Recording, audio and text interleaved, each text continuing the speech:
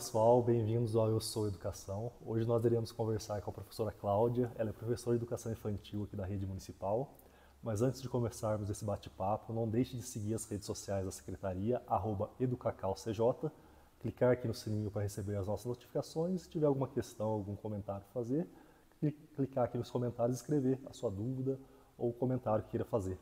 Cláudia, muito bem-vinda. Obrigada, é um prazer, obrigada pelo convite. Nós vamos te convidar mais vezes. Para Que começar bênção. essa conversa nossa, como que você escolheu essa questão de educação infantil? Você teve alguma inspiração? Alguém fez um direcionamento aí para você poder começar? Como que foi esse começo seu na carreira do magistério, não, na carreira de docência, né? Isso. Na verdade, eu comecei com magistério mesmo, né? Porque, na verdade, eu ia fazer contabilidade, mas era inviável para mim na época, porque era noite, eu não tinha o recurso para ir até o curso. Então, a minha mãe foi, graças à minha mãe, né? Ela foi e trocou pelo magistério, que era onde tinha vaga e tudo, e ali eu fui me encontrando. Eu me formei em 92, em 93 já comecei a dar aula, mas para o fundamental, né? Era um projeto social. Passado 2 anos, eu prestei o concurso da prefeitura para a educação infantil e nunca mais saí. Isso só faz 28 anos. Então, a sua mãe que teve o papel fundamental aí para você começar. A minha mãe que foi a culpada. A culpada de você estar hoje atuando no educação infantil. Ela foi a culpada. Hoje, atuando com os pequenininhos. Isso, verdade. A gente tem várias inspirações durante a vida, né? Eu falo que, né, quando eu estudei no SESI, depois eu fiz o magistério no TCC. Então, a gente sempre tem algumas inspirações. Mas conforme a gente vai cursando, que a gente vai tendo a certeza do que a gente quer, né? O que é realmente. Foi assim. E você está hoje até aqui com a gente. E hoje estou. Essa questão aí, o que você pode falar para a gente, para os professores aí que estão terminando a faculdade, que vão ingressar nessa questão da aula, ou os professores que acabaram de ingressar? Você tem alguma sugestão aí para dar para eles? Alguma recomendação? Então. Ou conselho, né? Eu falei, é difícil a gente dar conselho, né? Porque cada um vai se encontrando na sua profissão, vai se adaptando, mas a certeza que a gente tem que ter é que a teoria e a prática precisam caminhar juntas, né? Então, não adianta a gente ter só a teoria, ou, em muitos casos, a pessoa ter a prática e deixar a teoria de lado. Os dois precisam caminhar juntos e para isso, a gente precisa querer ser um bom profissional, né? Principalmente, eu acho que o querer ser um bom profissional faz toda a diferença. Ainda mais com os pequenininhos, né? Principalmente com os pequenos. Até os 5 anos lá é a fase que eles estão criando todas as características que eles vão ter. Isso exige muito da gente, né? Então, se você é um bom profissional, se você tem certeza do que você quer, que essa profissão que você quer seguir, você vai unir a prática, a teoria, vai se adaptando, porque a gente sabe que as crianças, elas estão muito diferentes, né? Para quem está começando, pega a realidade. Para quem já está há um bom tempo, como eu e muitos colegas da rede, a gente tem que estar se atualizando, se adaptando. A atualização ela é fundamental. Fundamental. Né? A evolução das crianças está... E a certeza que a gente começa, daqui a pouco elas estão sabendo mais coisas que a gente. Eles sabem mesmo. E a certeza que a gente tem qual que é? Que a gente precisa estudar, que ninguém sabe tudo. Né? Então, assim, a gente às vezes escuta assim, a gente só para de aprender quando morre. E é a realidade. Então, se a gente quer realmente trabalhar, principalmente com os pequenos, a gente precisa se atualizar.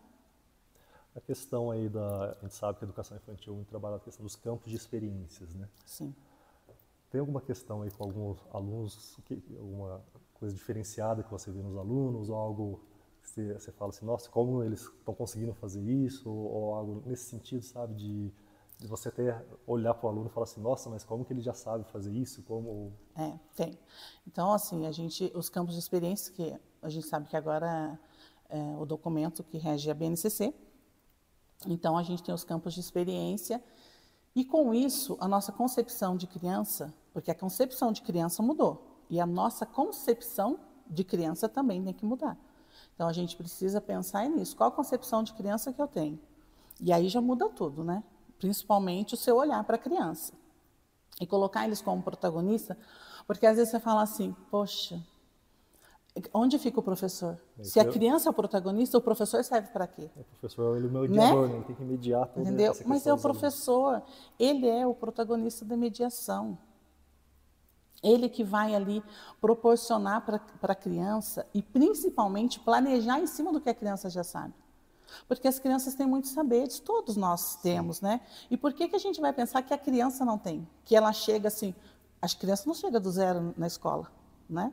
Então ela tem toda uma vivência, tem toda uma experiência. Todo um repertório, né? Todo um repertório e que a gente precisa usar, porque é útil. E aí ela vai avançando nesse repertório que ela já tem, vai descobrindo mais coisas e vai vivendo mais experiências significativas. E a escola proporciona isso. Pegando né? esse gancho seu aí da questão de experiências, qual a importância aí do brincar na educação infantil? Brincar é primordial, né? Bom, brincando se aprende. Brincando se aprende, né? isso mesmo. E tem gente que pensa assim, só brinca, mas o quanto ela aprende, o quanto ela socializa, convive, explora, participa. Aí eu estou falando até dos direitos de aprendizagem. E o quanto ela se conhece brincando. E o quanto a gente passa a conhecer a criança observando as brincadeiras dela. É toda brincadeira que você faz, você tem que ter um direcionamento. Você Um direcionamento. Para saber qual é a habilidade. Não é jogar um brinquedo no chão e deixar e largar. Não. O professor ele não está à toa quando a criança está brincando. Ele está observando, ele está anotando, ele está planejando para dar seguimento a isso. Então, às vezes, você deu ali um brinquedo para a criança e você já começa ali a planejar e ver que a criança quer avançar naquela brincadeira. Então, na próxima brincadeira, você vai trazer algo mais para acrescentar ali, entende? Entendi. E a questão aí dos desafios da educação infantil, que você pega uma faixa etária muito heterogênea, né? São crianças aí em diversos níveis de aprendizado, diversos níveis, até a questão motora. Quais são os principais desafios para a educação infantil em relação a... Os desafios são enormes. E por isso que a gente precisa ter uma boa equipe, né? Um bom diretor, um bom coordenador, uma equipe de professores que se ajudam, porque isso faz diferença, porque às vezes a gente não está enxergando ali alguma situação, aí vem um colega e fala, já tentou isso? Pensa nisso, vem um coordenador e fala, Cláudia, então vai para aquele caminho, quem sabe ele vai avançar ali, etc. E também, muitas situações a gente precisa chamar os pais, conversar, porque algumas relações estão ligadas à família, né? Algumas relações são ligadas à família. Por exemplo, hoje a gente vê o uso de tela, né, que está excessivo. Então, isso atrapalha demais na rotina da escola. Às vezes você está no restaurante, tem a criança lá, os pais comendo, e a criança na tela lá jogando, porque é mais prático para a gente. É mais prático, a criança ficar lá olhando na tela, e a gente pode fazer os outros afazeres. E deixa a criança... Sim. É aquela coisa, né? Ajuda, por um lado, para os pais, mas atrapalha muito pelo outro, porque vicia. Né? E a gente vê que está em um exagero muito grande. Né? Tem criança que tem abstinência. Tudo precisa ter um meio termo. Então, a gente precisa de equilíbrio. Na vida a gente precisa de equilíbrio. É fundamental. Então, também ter um bom diálogo com a família é importante, né? E a gente vê todas essas situações, essas relações. Então, é um conjunto, ninguém faz nada sozinho. Pegando essa questão aí de relações, qual a importância da troca de experiência entre os professores na escola, professor, diretor, coordenação, entre equipe? Qual a importância dessa troca de experiências? Na minha opinião, é fundamental. Eu sempre gostei muito disso, dessa troca, e às vezes um projeto que um professor está fazendo, você nem imaginava, né? E aí naquela troca você pensa, poxa, que bacana, né? Às vezes uma proposta que você vê que vai dar certo na sua turma, porque nem sempre tudo dá certo. Não. Eu posso levar uma proposta para minha turma, isso é um fracasso. Ao mesmo tempo, uma colega posso tentar essa proposta? E na sala delas tem um espetáculo, né? Às vezes a gente planeja tudo, daqui a Exatamente. pouco o que a gente planejou não deu nada certo. Não, e está tudo bem. Está tudo bem, né? porque não, faz parte, né? Exatamente, você faz parte desse até onde processo. você consegue chegar e você poder se reprogramar. Faz parte desse aprendizado, né? Porque todo mundo, na escola, todo mundo está em constante aprendizado. E principalmente nós, professores. Nós temos que estar, né? Até porque se todo mundo soubesse de tudo, não precisaria de ninguém. Não precisaria de ninguém, né? E nessa relação que a gente tem com o outro mesmo, é muito importante. Então, nós temos o HI, a gente faz as trocas, né? Durante o HI, nos TDCs, que é muito importante. E até, às vezes, dos corredores. Passou, está no refeitório, aconteceu alguma coisa, alguém comenta, entendeu? Então, essa troca, ela é importante. É o que precisa do diálogo, né? Uma relação de diálogo e respeito. Eu falo O que respeito é fundamental, né? Você saber ouvir as opiniões das pessoas. com certeza, né? E a gente precisa ter isso nos setores, né? Nos núcleos, nas escolas, até mesmo porque nós somos exemplos para as crianças. Então a gente precisa pensar nisso. E pensar também que todos somos educadores. Eu, por exemplo, eu sempre estou precisando da ajuda de alguém. Sempre. Né? Porque eu vou fazer uma culinária e eu preciso da ajuda das tias da cozinha. E eu ensino isso para as crianças. Não que eu fico lá, ó, tem que fazer isso, mas no tratar, no lidar, né, de ir lá, falar, vamos perguntar se elas podem fazer, se dá certo e tudo mais, né? Então, e eles vão e pedem por favor, e elogiam as tias. Eu acho isso fantástico. A questão também da educação infantil, como as crianças são bem pequenas, elas imitam bastante coisas que a gente faz. Então, você vê essa Verdade. questão da imitação. Eu lembro, por exemplo, da minha sobrinha, que você chegava em casa e falava assim, não pode fazer isso. Mas com quem que você aprendeu isso? Com a professora falou que não pode. Como que você vê É essa verdade. questão? A gente tem que ter um cuidado muito grande, mas ao mesmo tempo a gente precisa ser livre ali com eles, né? Porque não tem como o professor ser algo assim robotizado. Então, por isso você tem que ter cuidado com as suas palavras, né? Com seus... Mas eles pegam mesmo, viu? O Pega, jeito né? da gente. E é bem Por legal, né? exemplo, as minhas turmas... Nossa, precisamos no microfone, tudo bem. Sem As problema. minhas turmas, eles conversam demais. Por que será? Porque a professora conversa demais, né? Então, as nossas rodas são riquíssimas. E eles têm liberdade para conversar todos os assuntos. Né? Até me arrepia, porque assim, eu tive situações ali de saber de situações que a criança estava vivendo, eu já estava observando ali. E aí vim desabafar comigo na nossa roda, situações que estava vivendo em casa, né, com a família. E teve situações que a gente teve que chamar a família e conversar. Olha, a criança relatou isso, então a gente precisou conversar com as famílias, chamar, orientar. E é fantástico, porque a família também precisa confiar na gente e saber que a gente quer o melhor para a criança. Né? O que a gente quer na escola? Se não for o melhor para a criança, a gente já está no lugar errado. Não tem nem Né? por que a gente está trabalhando. Não tem nem por que estar trabalhando. Então, começa por aí. Questão de resiliência das crianças. Como que você trabalha esse lado de resiliência com as crianças? Olha, a liberdade, né? A liberdade, a autonomia, ela é fundamental. Eu estava até conversando com a minha coordenadora essa semana sobre isso. Né, do quanto as crianças, igual esses dias, eles estavam com algum probleminha lá com um brinquedo. E aí uma criança olhou para mim, eu olhei para ele, aí o outro olhou também. E eu falei, resolvam. Então, e quem estava errado pegou e devolveu o brinquedo, entendeu?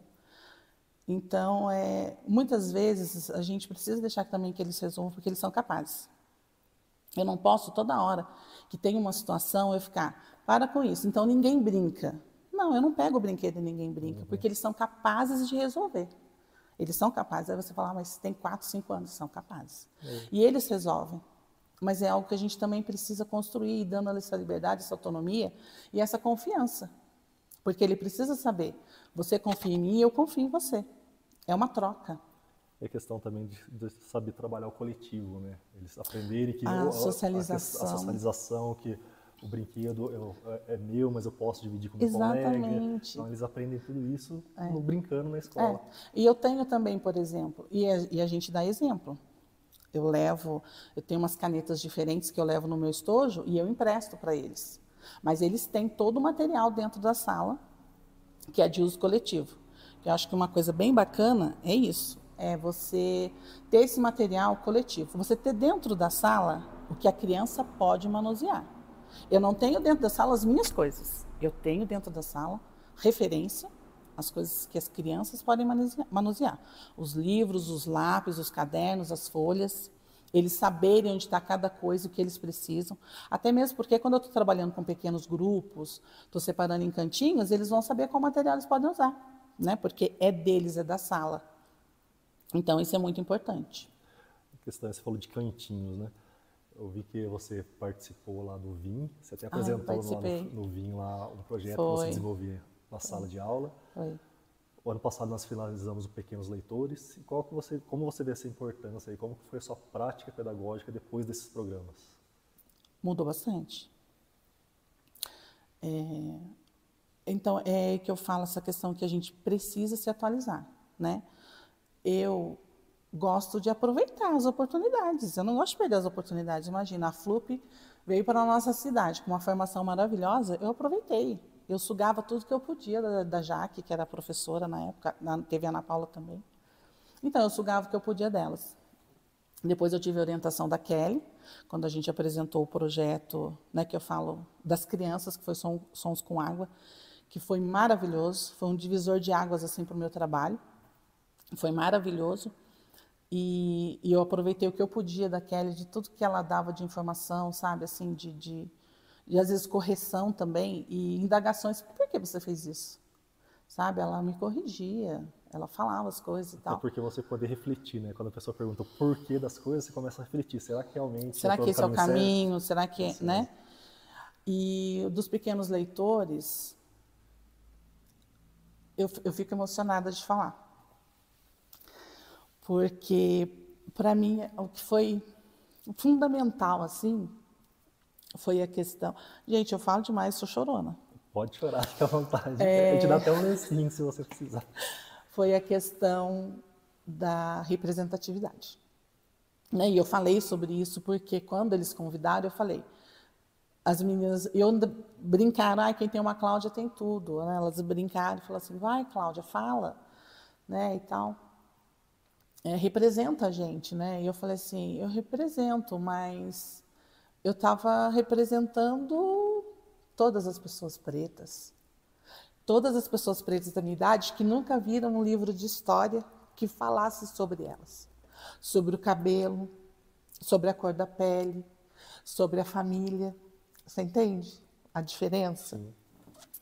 Então, para mim, foi assim, foi pessoal. Mas que bom que eu tive uma experiência pessoal e que eu pude passar para as crianças, né? E em questão também do repertório, né? A gente tem uma literatura riquíssima, riquíssima. E a gente usava histórias pobres, né? Mas pobres no contexto de autores, né? Muitas histórias nem autores tinham. E também de texto, né?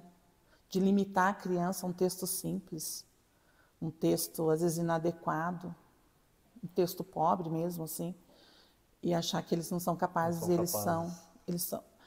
Gente, eles são tão capazes que esse livro Na Floresta mesmo me rendeu tantas falas, né? Que o Na Floresta é o nosso livro de transição da segunda etapa para o primeiro ano. E eu estou com a segunda etapa esse ano.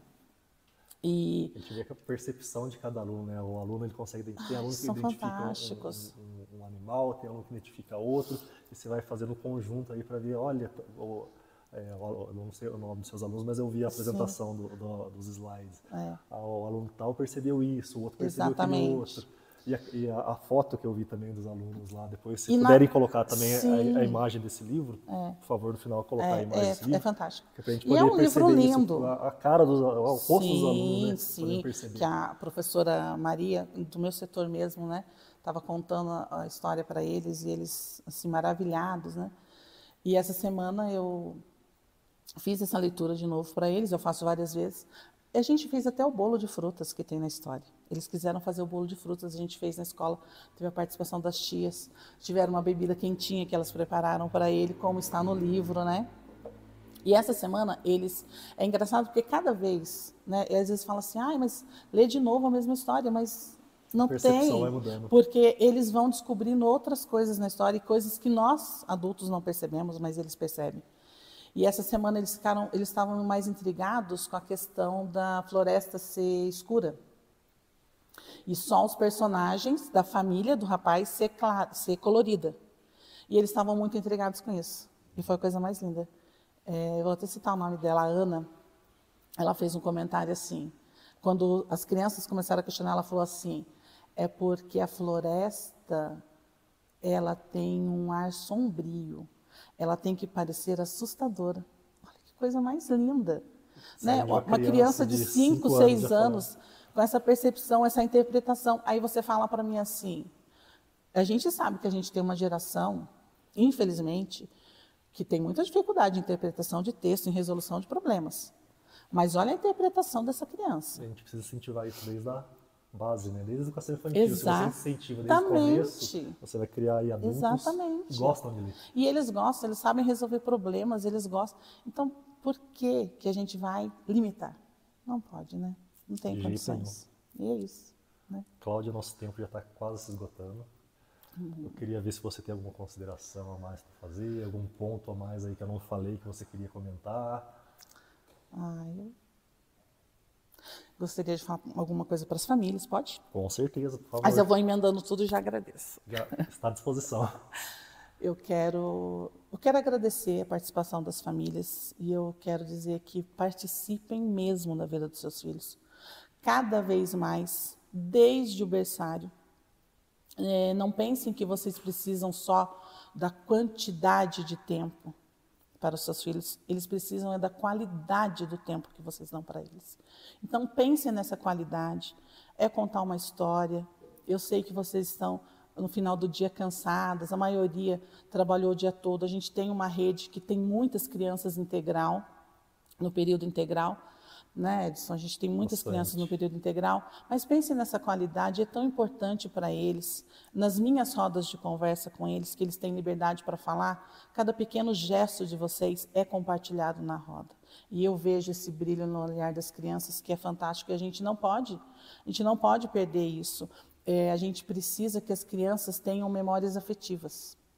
Essas memórias afetivas, eu tento criar o máximo possível na escola com eles, em momentos que a gente faz uma culinária, algo diferente, um bolo, uma degustação, e eles têm essas memórias, Edson, é fantástico. Fica marcado para a vida inteira, né? Eles vão lembrar fica marcado. Fica Mas quantas memórias eles têm com vocês, com os pais, com os avós, com os tios, né? Eu levei mel para a escola e a criança falou assim, professora, eu estou comendo esse mel, eu estou lembrando que a minha avó fazia pão com mel para mim, né? Então, quantas memórias afetivas eles têm? Então, eu peço para vocês que fiquem mesmo cada vez mais presentes na vida dos filhos de vocês, participem da escola, das reuniões. Né? A gente vê que, infelizmente, tem pouca participação nas reuniões, mas participem mais, eles ficam tão felizes, porque eles se sentem importantes, e eles são importantes para vocês. São importantes para nós, mas são principalmente para vocês. Né? Porque a família é a base, né, Edson? Família é tudo. Família é tudo. Quando a gente fala em amor, não tem como falar em amor se a gente não falar em família. Como diz a Flávia, diretora, parceria escola e família é fundamental. É fundamental. É muito importante. Essa parceria, esse diálogo, ele é muito importante. É uma coisa que a gente tem que cada vez mais lutar para que... Estreitar esses laços, para que aumente, para que melhore, né? Pessoal, muito obrigado por ter acompanhado esse podcast de hoje. Não deixe de seguir as redes sociais da Secretaria e nos vemos na próxima semana. Até mais, obrigado.